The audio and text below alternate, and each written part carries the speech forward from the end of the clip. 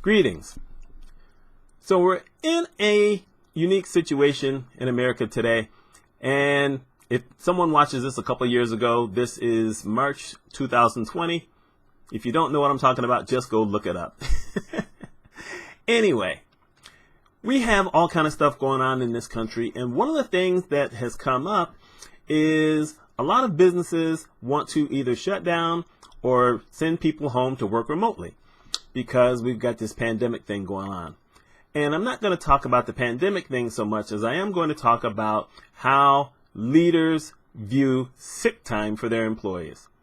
Back when I was a regular full-time employee, the last place I worked in a hospital.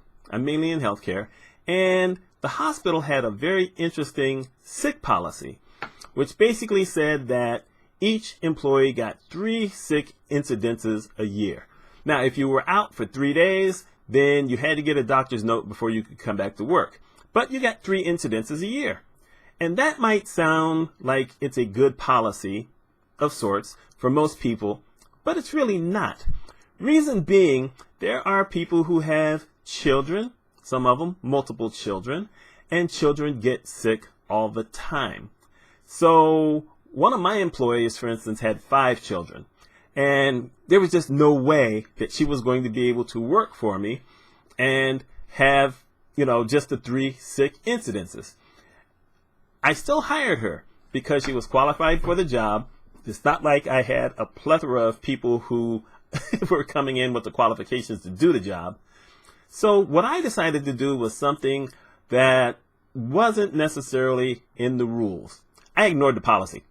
I just tell it out right now. What are they going to do? Come back and get me, 19 years later? I ignored the policy. I ignored the policy because we worked in a hospital. We were connected. Right behind us was the emergency room.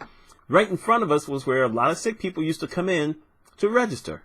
So we were already under assault on a few different fronts, health-wise. She had 5 kids. What am I supposed to do? Back then, it was always the mothers who stayed home with the kids. And this is the 90s. There was almost never a father who stayed home with the kids. That's just how it was. Her husband made more money, so she had to stay home with her kids. And we had changed times so that she could actually come in a little later because she had 5 kids of different ages, and so they all left at different times. I understand why schools do it. It's still a goofy policy, but I get it. So we had already changed that, and I committed to it. And we're a hospital. We had people who came in who were really sick. We had an isolation area to register people if we needed to.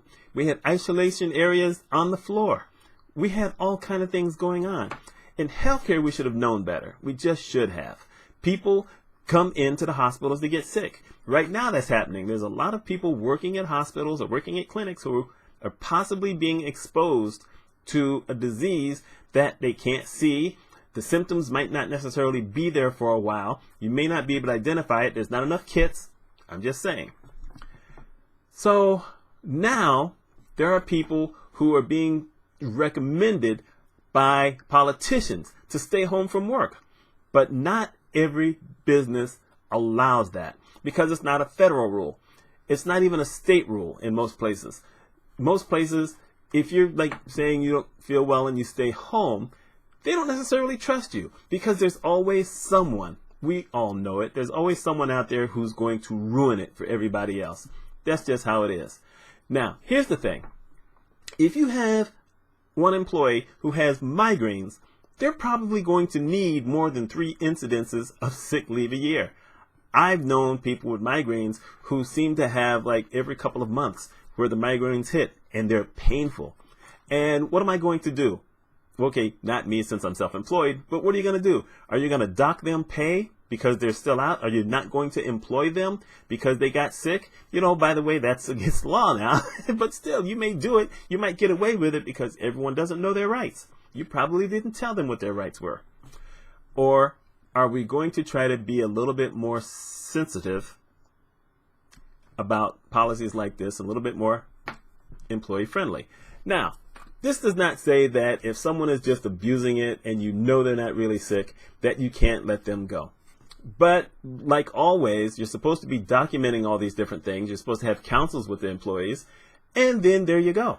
You can make policy decisions, which says after so many times, if someone doesn't have like a critical disease, that they have to bring in a doctor's note.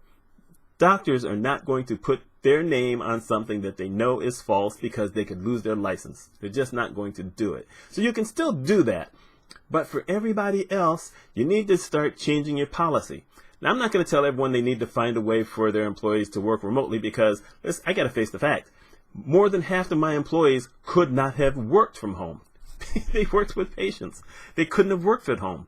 And, that's just how that was. So I don't want to go that route, but I will say that as leaders, if you're in business, you need to start thinking about policies to send people home or to let people, if you can find ways to remote work, do it. But if you can't, you need to change your policies. You just do. It's something you have to think about. Because you know what?